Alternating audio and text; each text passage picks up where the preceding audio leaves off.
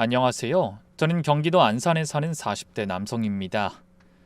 자동차 부품 제조 공장에서 관리직으로 일하고 있는 평범한 직장인이죠. 월급은 많지 않지만 착한 아내와 귀여운 딸을 지키기 위해 한눈 팔지 않고 성실하게 일하는 가장입니다. 제 아내도 정말 선하고 착실한 여자였어요. 고등학생 때 장인어른이 돌아가신 후로 집안의 기둥이 되어 장모님과 처남을 돌봤죠. 헌데 몇 년 전 그런 아내에게 예상치 못한 고난이 닥쳐왔어요. 그 일을 겪으며 저는 가족이란 이름 아래 희생하는 것을 당연하게 여기는 사람들에게 꼭 전하고 싶은 말이 있어 이 사연을 보내게 됐습니다. 아마 이야기를 끝까지 들으시면 제가 하고 싶은 말이 무엇인지 자연스럽게 아시게 될 겁니다. 그럼 지금부터 제 인생에서 가장 끔찍하면서도 기적 같은 일이 일어났던 그날의 이야기를 들려드리겠습니다. 그날도 저는 평소처럼 아침 일찍 출근해 공장 상황을 점검하고 있었어요. 그런데 아내에게서 전화가 왔더군요. 좀 의외였죠. 아내도 출근하느라 바쁠 시간이었고 제가 일할 땐 될 수 있는 대로 방해하지 않으려 노력하는 사람이었으니까요. 그래서 무슨 큰일이라도 난 건가 걱정하며 전화를 받았습니다. 헌데 뜻밖에도 전화를 건 사람은 낯선 목소리의 남자였어요. 이 전화기 주인 배우자시죠? 저는 119 구급대원입니다. 부인이 길에서 쓰러지셔서 지금 응급실로 이송 중입니다. 빨리 오셔야 할 것 같습니다. 순간 머릿속이 하얗게 변했습니다. 얼마나 놀랐는지 전화기를 떨어뜨릴 뻔했죠. 아내가 쓰러졌다니 믿을 수가 없었습니다. 아침에 나올 때만 해도 멀쩡하게 출근 준비하며 저녁 메뉴까지 말하던 사람이었거든요. 여보, 오늘 늦지 마. 요즘 꽃게살이 통통하게 올랐대. 퇴근할 때 장 봐서 꽃게탕 끓여놓을게. 당신 꽃게탕 좋아하잖아. 게장도 담가서 엄마 좀 가져다 드려야겠다. 그 말에 제가 웃으며 그러겠다고 대답까지 했는데 갑자기 무슨 일인지 정신이 없었어요. 조퇴하고 병원으로 향하면서도 별일 아닐 거라고, 단순한 빈혈일 거라고 중얼거렸죠. 하지만 응급실에 도착한 저는 상황이 좋지 않음을 직감했습니다. 분주하게 움직이는 의료진 뒤로 각종 기계를 주렁주렁 달고 의식 없이 누워있는 아내의 모습이 보였거든요. 담당 의사가 절 조용히 불러 상황을 설명하더군요. 환자분이 뇌출혈로 쓰러지셨습니다. 지금 상태가 매우 위중합니다. CT 촬영 결과 출혈량이 상당해서 수술한다고 해도 회복을 장담하기가 어려울 것 같습니다. 의식을 되찾을 가능성이 희박합니다. 청천벽력 같은 소리였어요. 뇌출혈이라니 이게 무슨 일인지. 현실인지 꿈인지 분간이 가지 않을 정도로 놀랐습니다. 평소에 아픈 것도 없었는데요. 고혈압이 있긴 했지만 약도 꾸준히 먹고 있었고. 제 말에 의사가 고개를 갸웃거리며 말했어요. 근데 검사 결과 혈압이 상당히 높은 상태였습니다. 약을 제대로 먹지 않았거나 약이 효과가 없었을 가능성도 있어요. 지금은 일단 수술이 급합니다. 동의서에 서명해 주세요. 그래서 떨리는 손으로 수술 동의서에 서명했습니다. 아내는 곧바로 수술실로 들어갔고 저는 넋이 나간 채 수술이 끝나길 하염없이 기다려야 했죠. 평생 힘들게 살았던 아내가 갑자기 수술까지 하게 된다니 가슴이 찢어지는 것 같았어요. 그때 갑자기 처음 만난 날 얼굴을 붉히며 수줍게 웃던 아내의 얼굴이 떠올랐습니다. 결혼하고 아이 낳고 그동안 함께 해온 시간도 주마등처럼 스쳐 지나가더군요. 저와 아내는 중매로 만났습니다. 맞선 보는 날 저는 단박에 아내에게 빠졌어요. 빼어난 미모는 아니었지만 부드러운 인상과 따뜻한 눈빛이 제 마음을 사로잡았거든요. 아내는 첫 만남에서부터 자신의 처지를 숨기지 않고 털어놨습니다. 저는 집안 형편이 어려워서 대학도 못 갔어요. 고등학교 졸업하고 바로 공장에서 일했죠. 장녀라서 집안 살림을 책임져야 했거든요. 앞으로도 맞벌이에서 친정에 도움을 드려야 해요. 물론 다른 남자들이라면 그런 아내의 상황이 마음에 안 들었을지도 몰라요. 하지만 전 오히려 아내의 책임감과 솔직함이 좋았습니다. 이미 부모님이 두 분 다 돌아가신 뒤라 외로웠던 저는 가족을 위할 줄 아는 아내가 정말 따뜻한 여자 같았죠. 그런 사람이라면 저하고도 행복한 가정을 꾸릴 수 있을 거라고 생각했네요. 하지만 결혼 후 알게 된 아내의 삶은 제가 생각했던 것보다 훨씬 더 힘겨웠습니다. 고등학생 때 아버지가 갑작스럽게 사고로 돌아가시면서 가세가 기운 모양이었어요. 그래서 대학 진학의 꿈을 접고 당장 돈을 벌어야 했던 아내는 그때부터 집안의 가장이 되었답니다. 아내가 그때를 회상하며 이렇게 말했어요. 엄마가 너무 불쌍해서 내가 더 열심히 일해야 했어. 민호가 아직 중학생이니까. 공부는 시켜야 하는데 아빠가 갑자기 떠나버린 충격을 감당하기 힘들어 하셨거든. 그래서 내가 대신 새벽 5시에 일어나서 김밥집에서 일하고 오후에는 마트 계산대에서 저녁엔 편의점에서 일했어. 그래도 내 손으로 생활비 벌고 동생 대학원까지 보낼 수 있어서 얼마나 뿌듯했는지 몰라. 아내는 장모님과 처남을 위해서라면 뭐든 할 수 있다고 자신이 희생하는 건 당연한 일이라고 입버릇처럼 말했어요. 저는 그런 아내가 안쓰러우면서도 한편으론 존경스러웠습니다. 아내가 그렇게 고생해서 번 돈으로 처남은 명문대학교에 들어갔고 대학원까지 마쳤죠. 그 모든 비용을 다 아내가 벌어서 됐다고 하니 고생이 얼마나 심했을지 짐작이 되더군요. 그래서인지 제가 결혼 허락받으러 갔을 때 장모님은 눈물을 펑펑 쏟으셨습니다. 우리 딸 정말 고생 많이 하고 살았어. 이제 박서방이 잘 챙겨줘야 해. 이 애가 얼마나 착한 애인지 알지? 그때는 정말 장모님이 딸을 진심으로 아끼시는 것처럼 보였어요. 결혼식 날 시집가는 딸을 꼭 껴안고 한참을 우시기도 하셨거든요. 처남도 누나가 시집가는 게 서운하다며 훌쩍였고요. 결혼 후에도 아내는 열심히 친정을 챙겼어요. 매달 장모님께 용돈을 보내드리고 무릎 안 좋으신 장모님의 병원비도 도맡았죠. 그러면서 가끔 제 눈치가 보이는지 이렇게 말했어요. 여보, 이해해 줄 수 있지? 아빠 돌아가시고 엄마가 얼마나 힘드셨겠어. 민호도 아빠 없이 자라서 서러움 많이 받았고. 내가 장녀니까 당연히 챙겨야지. 대신 나도 열심히 맞벌이하고 있으니까 친정일 때문에 당신이 벌어오는 돈에 손대는 일은 없을 거야. 그건 약속해. 걱정하지 마. 나도 부모님 그리워하면서 가족이 얼마나 소중한지 절실히 깨달았어. 그래서 당신 마음 알 것 같아. 내 눈치 보지 말고 처가에 하고 싶은 거 다 해드려. 나도 이제 가족이잖아. 그러면서 늘 처가 식구들을 제 친가족처럼 대하기 위해 노력했습니다. 하지만 가끔 이상한 점들이 눈에 띄기 시작했어요. 장모님이 말로는 아내를 엄청나게 아끼시는 것 같은데 실제로는 처남과 아내를 너무 다르게 대하시는 것 같았죠. 처남은 뭔가를 잊어버리고 실수를 해도 항상 관대하셨어요. 남자애들이 원래 다 그렇지. 하지만 아내는 친정에 조금만 소홀한 것 같아도 서운한 티를 내며 나무라셨죠. 넌 장녀가 그거밖에 안 되니? 아이, 시집 가더니 친정 식구들은 아주 잊은 모양이구나. 그럴 때마다 아내는 섭섭해하는 친정엄마의 기분을 풀어드리기 위해 안쓰러울 정도로 애를 썼습니다. 명절 때도 아내는 친정에 가면 하루 종일 부엌에서 일만 했어요.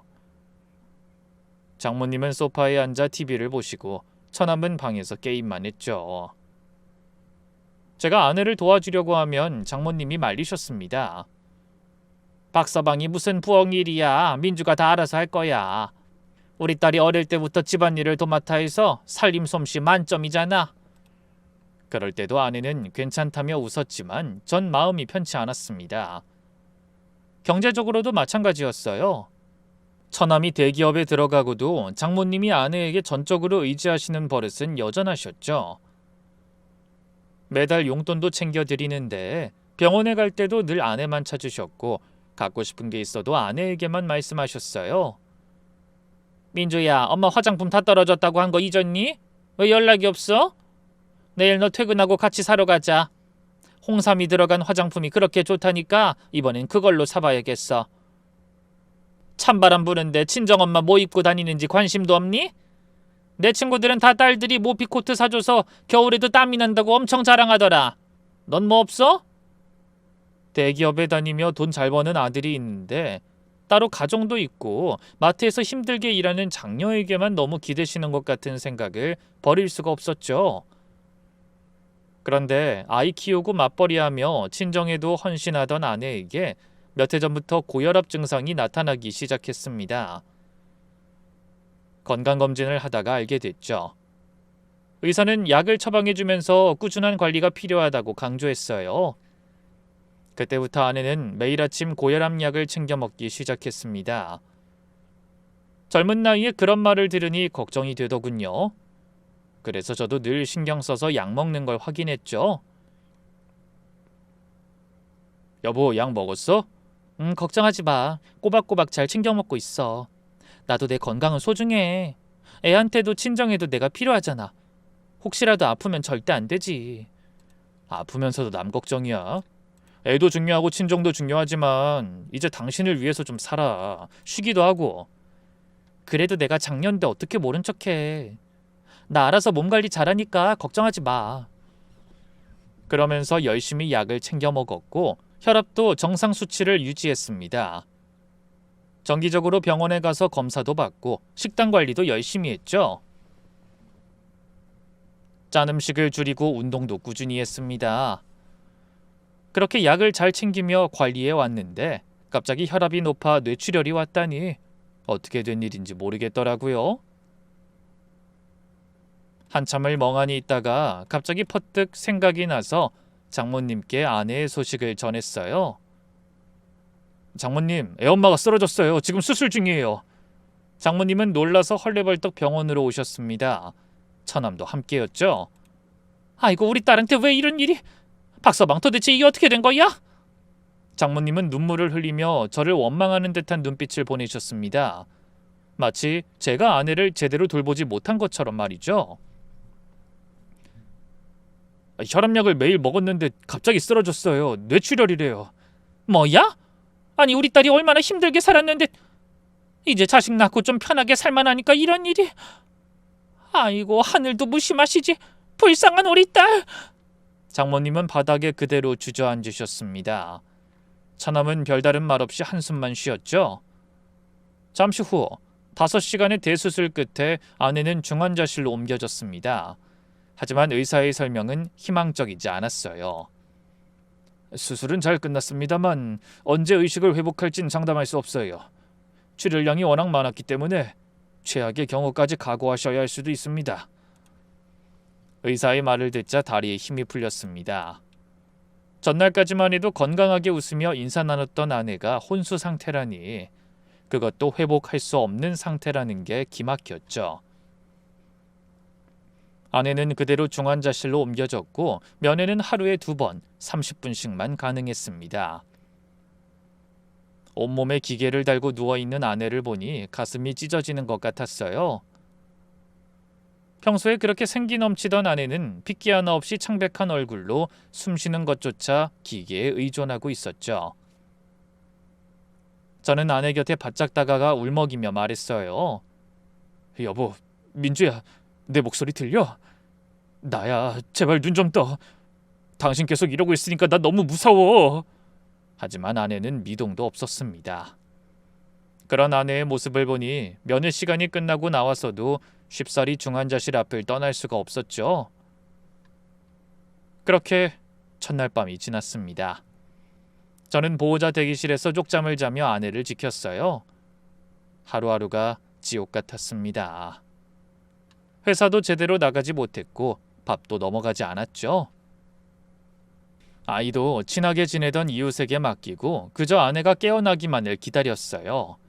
하지만 조금의 변화도 없이 3일이라는 시간이 흘렀습니다.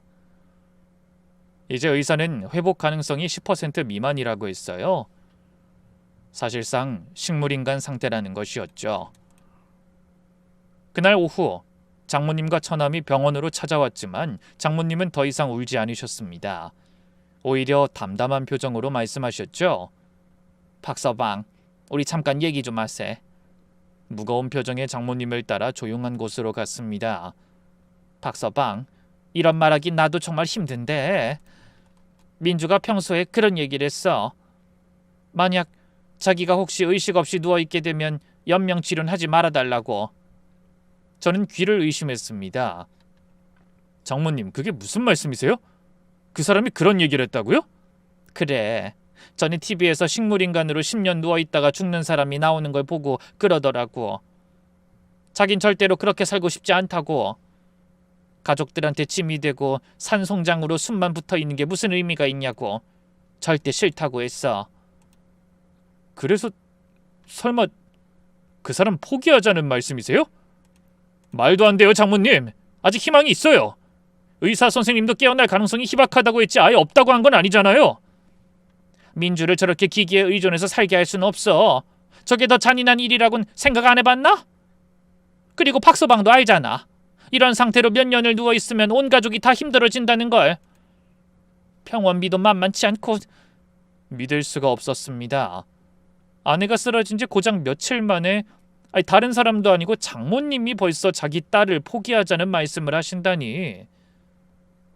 장모님, 비용은 제가 전부 책임질 테니까 그런 말씀하지 마세요. 전 이대로 저 사람 절대 포기할 수 없어요. 하지만 장모님은 한숨을 쉬며 고개를 저으셨습니다. 민주가 어떤 애인진 자네보다 내가 더 잘 알아. 그 애는 남한테 패기치는 걸 제일 싫어했어. 남이라뇨? 제가 어떻게 남이에요? 하나뿐인 남편인데. 박서방이 그렇게 고집 부리면 민주 마음만 불편할 거야. 나중에 후회하지 말고 애가 원하던 대로 편하게 보내줘. 애가 원하지 않는데 억지로 붙잡고 있는 건 아닌지 생각해보라고. 그 말을 남기고 돌아서셨습니다. 처남도 장모님 편을 들었죠. 그래요, 매형. 엄마 말이 맞아요. 누나도 저런 식으로 살고 싶진 않을 거예요. 우리가 누나를 위해서 결정을 내려야 해요. 저도 안타깝지만 이미 누나는 떠난 거나 마찬가지예요. 이제 놓아주는 게 누나를 위한 일일 수도 있어요. 하지만 전 단호하게 고개를 저었습니다. 처남, 그런 소리 하지 마. 누나가 얼마나 강한 사람인지 알잖아. 분명히 깨어날 거야. 그 이후로 장모님과 처남도 매일 병원에 왔지만 정작 면회 시간에 아내를 보러 들어가는 일은 거의 없었습니다. 그저 복도에서 기다리다가 제게 연명치료 중단 얘기만 반복했죠. 박서방, 오늘도 의식이 없었지? 이제 정말 결정 내려야 해. 장모님, 아직 일주일도 안 됐어요. 좀 더 기다려봐야죠. 이 정도면 충분해. 의사들도 희망이 없다고 하잖아. 그렇지 않아요. 가능성이 낮은 거지 아예 포기하라고 말한 적은 없다고요. 아무리 말씀하셔도 제 마음은 변하지 않아요. 더 기다려보겠습니다. 그쯤 되니 너무 화가 나고 처가 식구들이 이해되지 않았습니다. 친정을 위해 그렇게 헌신한 장녀가 의식 없이 누워있는데 부모와 형제라는 사람들이 계속 치료를 포기하라니. 기가 막혔죠. 저는 처가 식구들이 원망스러워 소리라도 지르고 싶었지만 아내를 생각해서 참았습니다. 아내가 그토록 걱정하고 사랑하던 어머니와 동생이니까요. 그렇게 일주일이 넘게 흐른 어느 날 아침 면회 시간에 중환자실에 들어가 아내의 손을 잡고 있는데 간호사가 조심스럽게 말을 걸었습니다. 보호자님, 너무 무리하지 마세요. 집에 가서 쉬다가 오셔도 돼요. 혹시 변화가 있으면 바로 연락드릴게요. 벌써 일주일 넘게 계속 병원에만 계시는 거 아닌가요? 하지만 전 고개를 저었습니다. 괜찮습니다. 전 여기 있는 게 더 마음이 편해요. 집사람이 언제 눈을 뜰지 모르는데 어떻게 집에 가요? 만약 깨어났을 때 제가 곁에 없으면 서운할 거예요. 제 말에 간호사가 작게 한숨을 내쉬더니 안쓰러운 듯 저를 바라보다 나갔습니다. 장모님도 줄기차게 병원에 찾아와 아내의 상태를 확인하셨어요. 그런데 이상한 건 보호자 대기실 구석에 자리를 잡고 주무시기까지 하시면서 정작 면회 시간엔 거의 들어가지 않으신다는 사실이었죠. 그러더니 또 심각한 표정으로 저를 부르시더군요.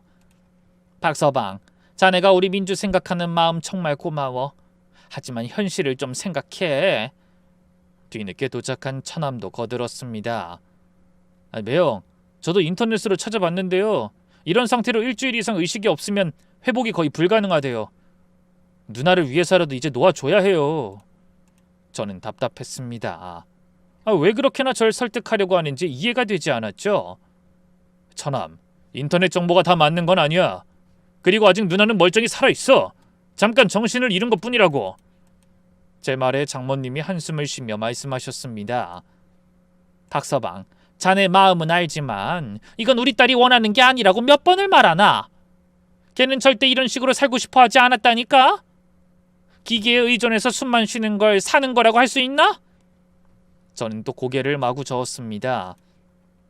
저는 아직 회복 가능성이 있다고 생각해요. 포기하기엔 너무 이릅니다. 아직 한 달이 된 것도 1년이 된 것도 아니잖아요. 그때 장모님이 갑자기 목소리를 높이셨습니다. 자네가 뭔데 우리 딸 일을 혼자 결정하나? 나는 그의 엄마야. 딸을 누구보다 사랑하는 엄마라고. 내가 지금 얼마나 가슴이 아픈지 아나? 그래도 우리 딸 위해서 피를 토하는 심정으로 말하는 거야. 장모님이 흐느끼는 소리에 주변 사람들까지 안타까운 표정으로 바라봤죠. 장모님 진정하세요. 내가 지금 진정되겠나? 우리 딸이 저런 꼴로 누워있는데? 박서방, 제발 부탁이야. 우리 딸 편하게 보내주게. 저렇게 주렁주렁 기기 달고 고통받게 하지 말고. 곁에 있던 처남도 눈시울을 붉혔습니다. 매영, 엄마 말이 맞아요. 누나가 깨어나도 정상적인 생활은 불가능할 거예요. 평생 누워서 살아야 할 수도 있어요. 누나가 그걸 원하겠어요? 아니, 난 누나 믿어. 분명히 깨어날 거야. 그리고 설령 평생 누워있게 되더라도 내가 끝까지 돌볼 거야. 그게 부부의 도리야. 그러자 장모님이 갑자기 테이블을 탁소리나게 치셨습니다. 이러는 거 다 박서방 마음 편해지려고 고집 부리는 거잖아. 자기 만족 위해서 우리 딸을 괴롭히고 있다는 거야. 그 말에 화가 났지만 꾹 참았습니다. 아내가 사경을 헤매는 와중에 장모님과 얼굴 붉히고 싶지 않았거든요. 장모님, 오늘은 그만하시죠. 저도 피곤하고 장모님도 피곤하실 테니까요. 결국 장모님은 못마땅한 얼굴로 자리에서 일어나셨습니다. 그러면서도 끝까지 한마디 하시더군요. 박서방, 잘 생각해봐. 언제까지 이렇게 버틸 수 있을 것 같아? 한 달? 2달? 1년? 10년? 뭐 평생을 이렇게 살 거야? 그 말을 남기고 장모님은 다시 보호자 대기실로 돌아가셨습니다. 그 다음 날도 장모님은 계속 병원에 머물면서 저를 설득하셨어요. 연명치료를 중단하고 딸을 편하게 보내는 게 딸을 위한 거라는 말만 반복하셨네요. 박서방, 병원비가 하루에 얼마인지 몰라? 지금까지 쌓인 금액만 해도 엄청날 텐데 앞으로는 어쩔 건가? 그 돈을 자네 벌이로 감당할 수 있어? 내가 괜히 이러는 게 아니야. 남은 사람은 그래도 살아야 하지 않겠나? 민주 저렇게 병원에 한없이 있다가 떠나면 애랑 박서방은 어떻게 살 건가? 장모님, 돈은 제가 어떻게든 마련할게요. 대출을 받든 집을 팔든. 그래서 평생을 빚더미에 앉아서 살 텐가? 우리 딸이 그걸 원하겠어? 그 말씀에 말문이 막혔습니다. 너무나 잔인한 말이었어요. 계속 굳건하게 버티던 저도 마음이 좀 흔들렸습니다. 정말 민주가 이런 상태로 살길 원할까? 혹시 내가 부질없는 고집을 부려서 떠나야 하는 사람을 힘들게 하는 게 아닐까? 머릿속이 너무나 복잡했습니다. 정말 아내를 위한 일이 무엇인지 혼란스러웠어요. 온 가족이 힘을 합쳐 기적을 빌어도 부족할 판에 자꾸 아내를 포기하라고 하니 저도 지쳐가는 느낌이었습니다. 치열하게 고민하느라 그날은 한 끼도 제대로 먹지 못했어요.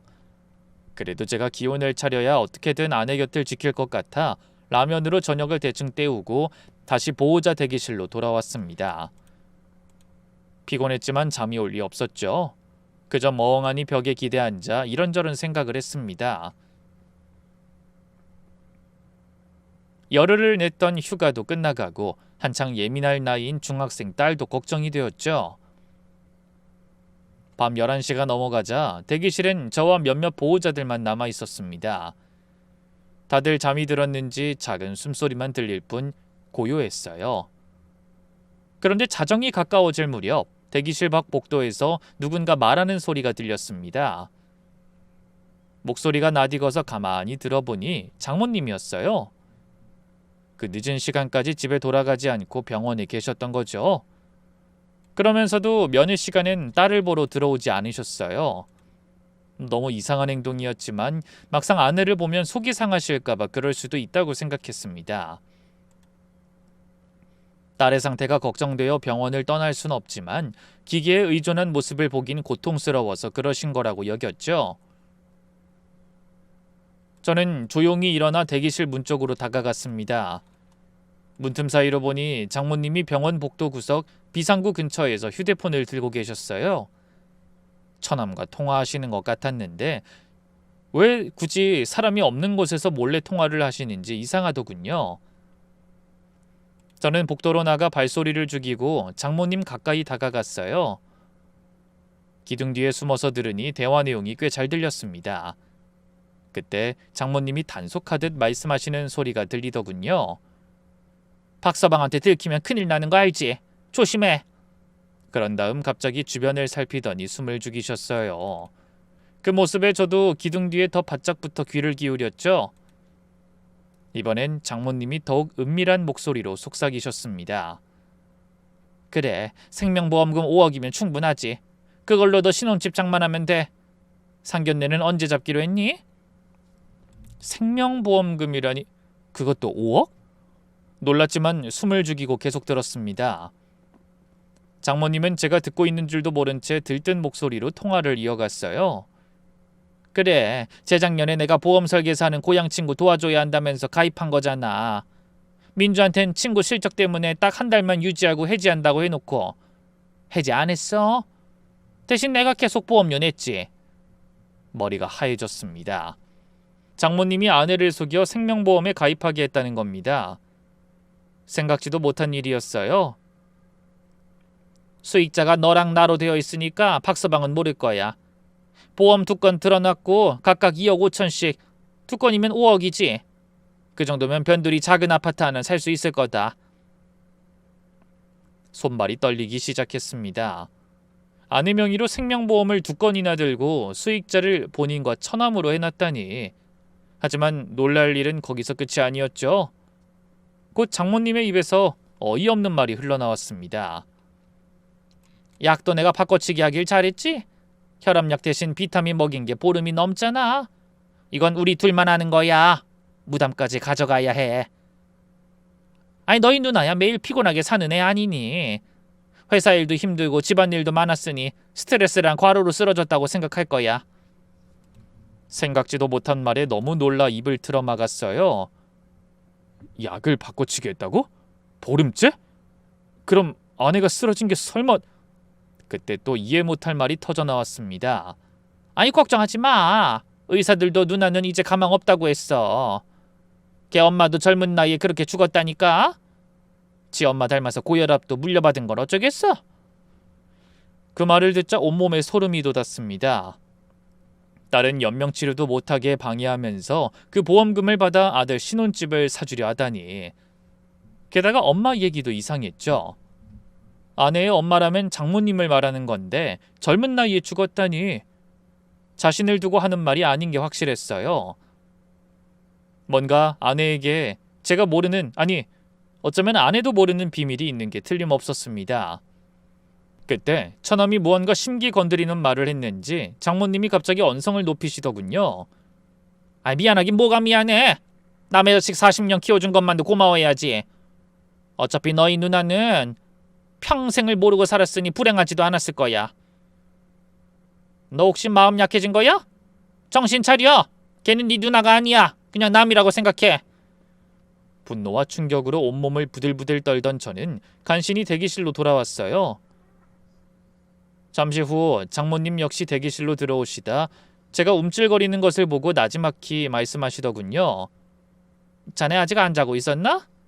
장모님의 목소리는 평온했습니다. 조금 전 그런 끔찍한 대화를 나눈 사람이라곤 믿기지 않을 정도였죠. 네, 잠이 안 와서요. 그러게 제대로 눕지도 못하고 잠이 오겠나. 이게 뭐 하는 짓인지. 그렇게 혀를 차더니 벽에 머리를 기대고 눈을 감으셨어요. 저는 멍하니 그 모습을 바라봤습니다. 방금 들은 통화 내용이 사실이라는 게 도저히 믿기지 않았죠. 장모님이 아내 이름으로 생명보험을 들어놓고 보름 전부터 고혈압 약을 비타민으로 바꿔치기 했다니 그래서 아내가 쓰러진 거였습니다. 그것도 보험금 5억을 받기 위해서. 그런데 아무리 생각해도 이해가 안 되는 건 자기 엄마 닮아 고혈압을 물려받고 일찍 죽는다는 말이었어요. 아내의 엄마는 바로 장모님 본인인데 죽었다니? 결국 저는 한숨도 못 자고 다음날 아침을 맞았습니다. 그리고 고민하다 아내의 친척 중 연락이 가능한 분을 떠올려봤죠.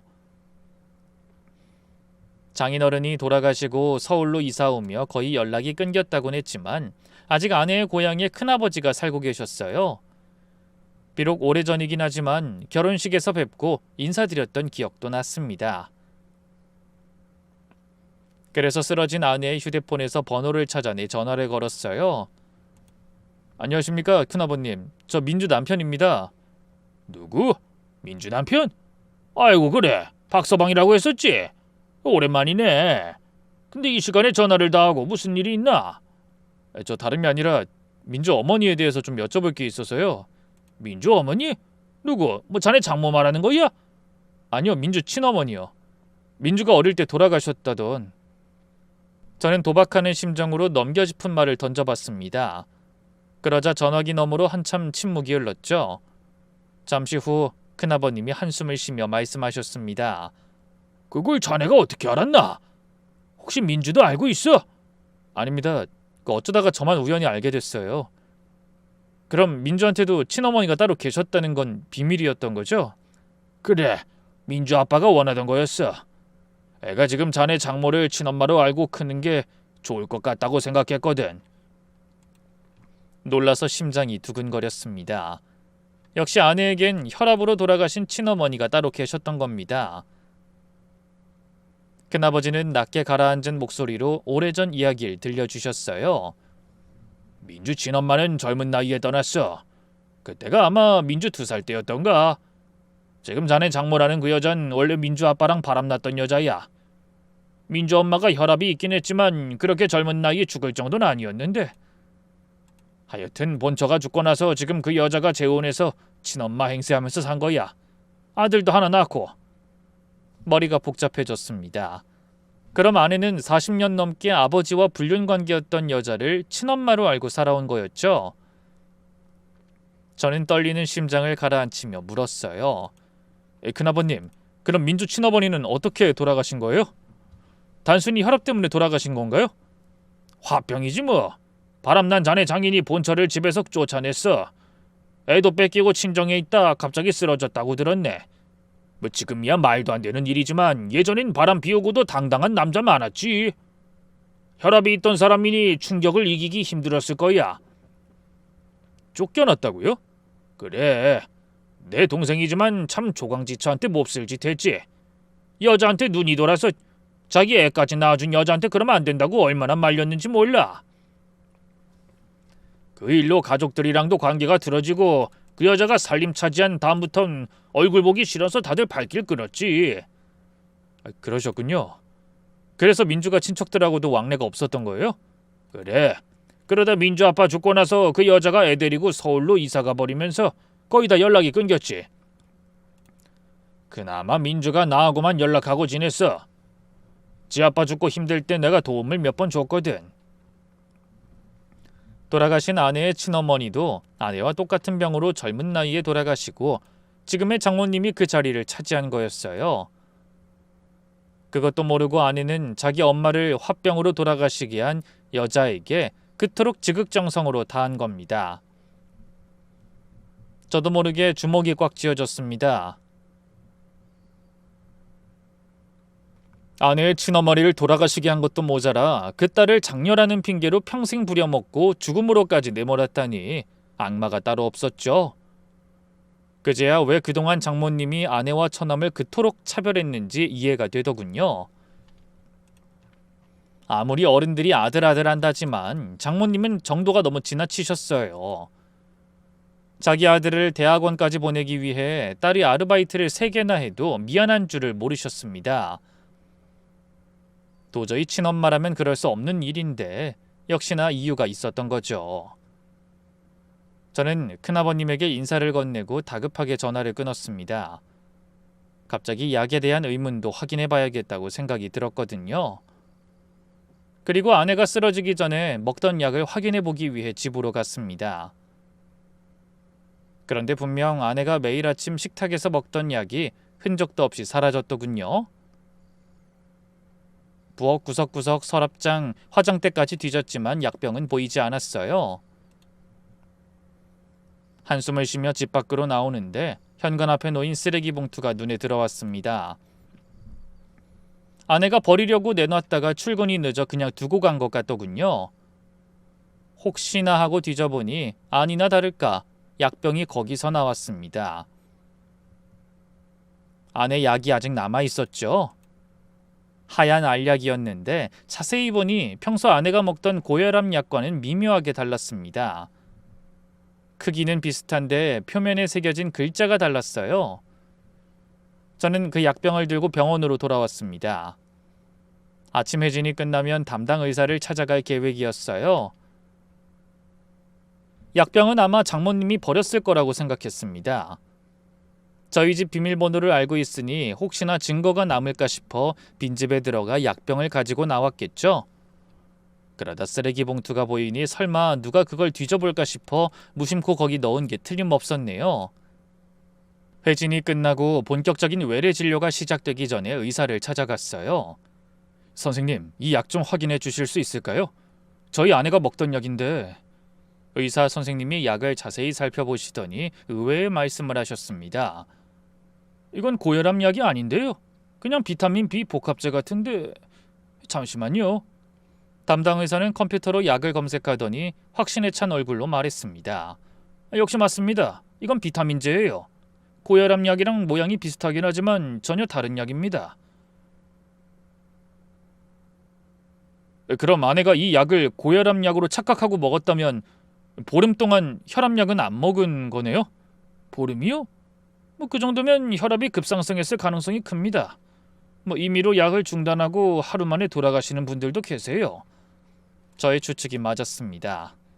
장모님이 정말로 약을 바꿔치기 한 거였어요. 선생님, 아내의 약을 일부러 바꿔치기 했다면 이건 의도적인 살인미수 아닌가요? 제 말에 의사가 깜짝 놀라더니 대답했어요. 네? 아니 누가 그런 짓을... 당연하죠.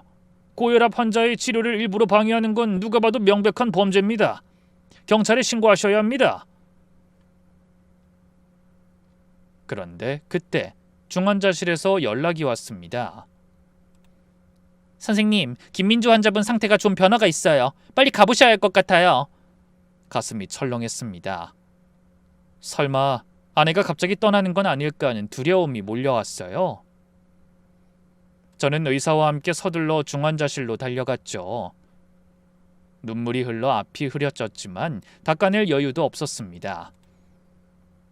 중환자실 앞에 도착하니 이미 다른 의료진이 분주하게 움직이고 있었어요. 그런데 저를 본 간호사가 생각지도 못한 말을 건넸습니다. 보호자님, 환자분이 손가락을 움직이셨어요. 아주 미세하지만 자발적인 움직임이 있었습니다. 그렇게 고생하시더니 드디어 좋은 소식이 있으려나 봐요. 그게 정말인가요?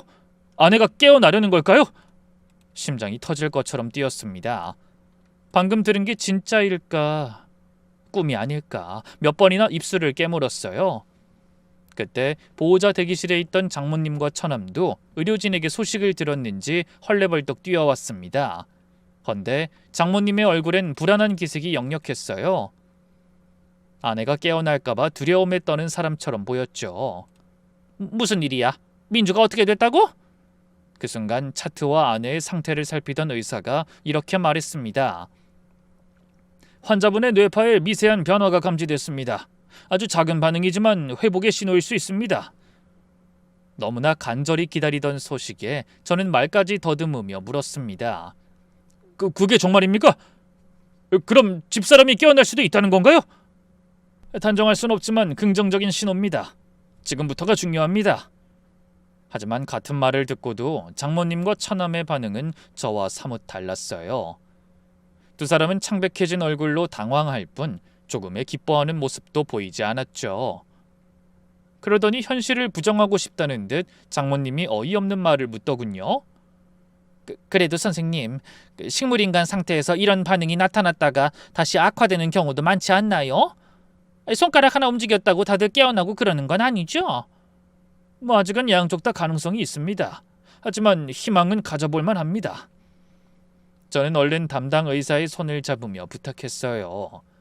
선생님, 제발 저희 집사람 좀 살려주세요. 부탁드립니다. 비용은 상관없습니다. 그때 장모님이 갑자기 신경질적으로 소리쳤어요. 박서방 흥분하지 마. 별일 아닐 수도 있어. 하지만 전 무시했습니다. 그 여자는 이제 더 이상 아내의 어머니도 제 장모도 아니었죠. 의사가 아내의 약이 고혈압 약이 아니라고 확인해 준 뒤 저는 두 사람을 경찰에 신고하기로 마음먹었거든요. 하지만 그 전에 더 확실한 증거를 확보해야 했죠. 약을 바꿔치기 위한 직접적인 증거가 필요했습니다. 저는 의료진에게 아내를 부탁한 뒤 동네 약국으로 향했어요. 아내가 평소 다니던 단골 약국이었죠. 저도 안면이 있던 약사에게 사정을 설명하자 흔쾌히 도와주겠다고 하더군요. 김민주 씨 처방 기록이요? 잠시만요. 확인해 드릴게요. 그 얼마 전에 고혈압 약 30일치 가져가셨네요. 평소에 드시던 거 그대로인데요. 혹시 그날 평소랑 뭐 다른 거 없었나요? 기억나는 거 없으세요? 약사가 잠시 고민하더니 고개를 끄덕였습니다. 글쎄요. 맞아. 그날은 평소와 달리 어머니랑 같이 왔었어요. 60대 후반 정도로 보이는 여자분이셨는데 같이 약을 사서 집으로 가셨죠. 뭐 거기까지야 뭐 특별히 기억할 일은 아닌데. 그런데요? 그때 약 가지고 나가셨던 그 여자분이 한참 후에 다시 들어오셔서 비타민도 하나 더 사가셨어요. 어찌나 꼼꼼하게 한참을 고르시는지 지금까지 기억하고 있죠. 사모님이랑 다르게 그 친정엄만 여간 까다로운 분이 아니더라고요. 바로 그거였습니다. 장모가 아내와 약을 사고 다시 돌아와 비타민을 샀다는 게 결정적 증거가 될 것 같았어요. 저는 침을 꿀꺽 삼키며 물었습니다. 저기 혹시 CCTV 좀 확인할 수 있을까요? 네? 예, 뭐 아직 기록이 있을 거예요. 잠시만요. 약사가 직원과 함께 CCTV를 확인해 보더니 장모와 아내의 모습이 찍혀있는 영상을 보여줬어요. 장모가 아내와 함께 약국을 나가는가 싶더니 10분쯤 후에 다시 들어왔습니다. 그러고는 진열대에서 비타민제를 고르는 모습이 보였죠. 그것도 여러 종류를 비교하면서 고혈압 약과 가장 비슷하게 생긴 것을 고르는 것 같았습니다. 그 모습을 확인하고 제가 또 다급하게 물었죠. 저기 죄송한데 저걸 사서 나간 뒤에 모습은 찍힌 게 없을까요? 외부에도 CCTV가 있긴 해요. 잠시만요. 잠시 후 외부 CCTV를 확인하니 장모가 약국을 나와 무언가를 하는 게 찍혀 있었어요. 처방받은 고혈압 약을 꺼내서 근처 쓰레기통에 버리고 조금 전 구매한 비타민을 그 약병에 넣는 모습이 선명하게 찍혀 있었죠. 약사도 놀라서 소리쳤어요. 아니 저게 뭐 하는 거지? 왜 저런 짓을... 약사님, 이 영상 잘 보관하셨다가 경찰에도 협조해 주실 수 있죠? 부탁드립니다. 물론이죠. 걱정하지 마세요. 증거를 확보한 저는 경찰서로 향했습니다. 그곳에서 지금까지 알게 된 사실을 모두 털어놨어요. 그리고 제가 가지고 있던 증거도 제출했죠. 사실 전 그날 복도에서 장모의 통화 내용이 심상치 않음을 직감하고 두 사람의 대화를 녹음했거든요. 그리고 약국에 보관된 CCTV에 관해서도 설명하고 혈압약으로 둔갑한 비타민까지 내밀었죠. 제 얘기를 듣고 증거를 확인한 형사가 심각한 표정으로 말했습니다. 이건 명백한 살인미수와 보험 사기네요. 일단 긴급 체포해야겠습니다. 증거인멸의 우려가 있으니까요.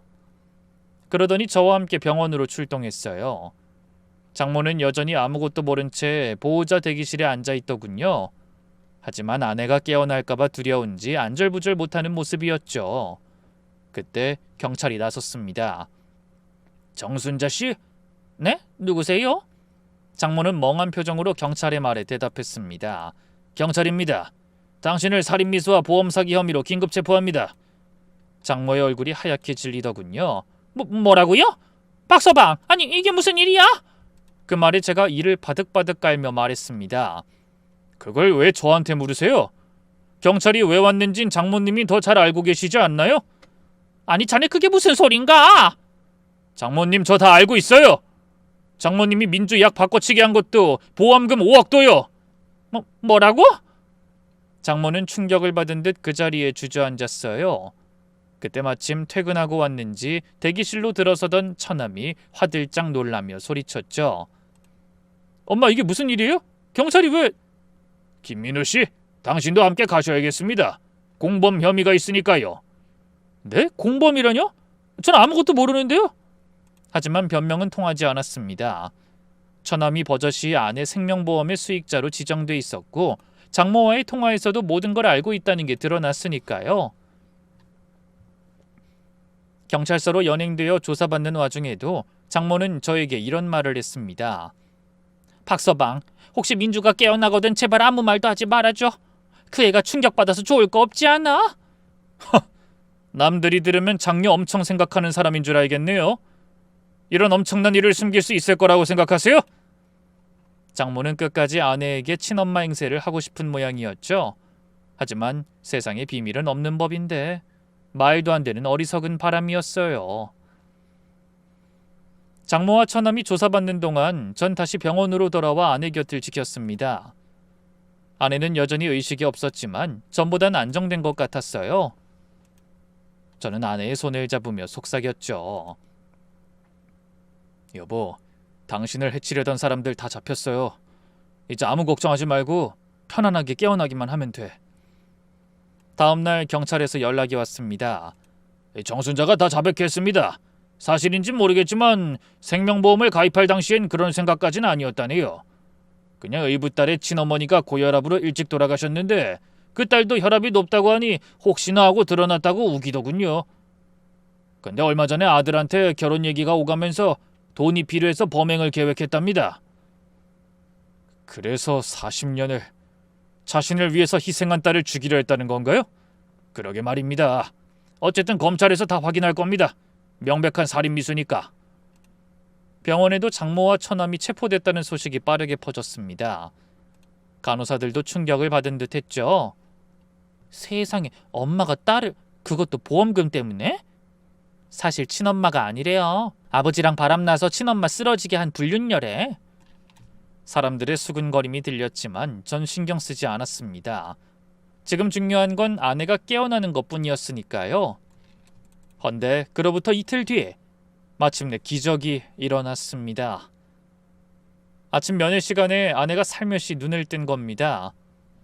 저는 눈을 크게 뜨고 아내에게 다가가 소리쳤어요. 여보, 정신이 들어? 내 말 들려? 아내는 힘겹게 눈을 깜빡이더군요. 아직 말은 할 수 없었지만 분명히 의식이 돌아온 거였죠. 의료진들도 놀랐습니다. 이건 정말 기적에 가까운 일이에요. 아직 완전하진 않지만 시간이 지나면서 점차 회복될 가능성이 큽니다. 그리고 며칠 후 아내는 놀라운 회복력을 보이며 조금씩 말도 할 수 있게 되었습니다. 정말 감격스러운 일이었어요. 아내는 입을 열자마자 아이를 찾았어요. 그리고 그 다음으로 예상했던 질문을 뱉었습니다. 여보, 엄만 어디... 그 말을 듣자 가슴이 먹먹해졌습니다. 아내가 잠들어 있는 동안에 휘몰아친 엄청난 폭풍을 어떻게 설명해야 할지 앞이 캄캄했죠. 결국 저는 아내가 완전히 기운을 차릴 때까지 진실을 묻어두기로 했어요. 장모님은 잘 계셔. 나중에 당신 다 회복하면 그때 짠하고 보여드리자. 처음에는 아내도 수긍하는 것 같았지만 곧 이상함을 눈치챈 것 같았습니다. 유일한 친정 식구 두 사람이 내내 병원을 찾지 않았으니까요. 일주일 후 상태가 많이 호전된 아내는 제가 피해갈 수 없는 질문을 했습니다. 여보, 나 이제 많이 좋아졌으니까 사실대로 말해줘. 엄마랑 민호한테 무슨 일 생긴 거지? 아무리 생각해도 이상해. 이렇게까지 연락이 없다니. 저는 한숨을 쉬며 사실을 말할 수밖에 없었어요. 여보, 당신이 충격받을까봐 말하지 못했는데 사실 당신이 쓰러진 건 그냥 사고가 아니었어. 그게 무슨 말이야? 사실은 장모님이, 아니 정순자 씨가 당신 고혈압 약을 비타민으로 바꿔치기 했기 때문이야. 당신은 보름간 고혈압 약을 끊었다가 쓰러진 거야. 아내는 눈을 크게 떴습니다. 뭐? 그게 무슨 말도 안 되는 소리야. 엄마가 왜? 생명보험금 5억 때문이었어. 몇 년 전에 친구 실적 때문에 들어주자고 했던 그 보험을 장모님이 해약하지 않고 그대로 유지했던 거야. 수익자는 장모님이랑 처남이었고. 아내의 눈에서 눈물이 흘러내렸습니다. 말도 안 돼. 엄마가 대체 왜? 그리고 더 충격적인 사실이 있어. 지금 당신이 엄마라고 알고 있는 정순자는 당신의 친엄마가 아니야. 그 말을 시작으로 저는 천천히 하지만 조심스럽게 모든 것을 설명했습니다. 장모의 정체와 아내의 친엄마에 대한 일, 약을 바꿔치기 하던 그날의 일까지 모두를요. 처음에 아내는 믿지 못하겠다는 표정이었습니다. 그러다 갑자기 눈물을 펑펑 흘렸어요. 평생 믿어왔던 모든 것이 거짓이었다는 사실에 엄청난 충격을 받았죠. 하지만 전 믿었어요. 강한 근성으로 온갖 어려움을 이겨냈던 아내는 반드시 그 시련도 극복해낼 거라고요. 역시나 슬픔에 젖어있던 아내는 사흘 만에 기운을 차리고 저를 향해 희미하게 웃으며 이렇게 말했습니다. 여보 고마워. 날 지켜주고 기다려줘서. 저는 눈에 눈물을 가득 담은 채 고개를 저었습니다. 아니, 당연한 일을 한 거야. 난 당신이 정신 차릴 거라는 걸 믿었으니까. 그 후로 아내가 의식을 완전히 회복한 지 한 달이 지났습니다.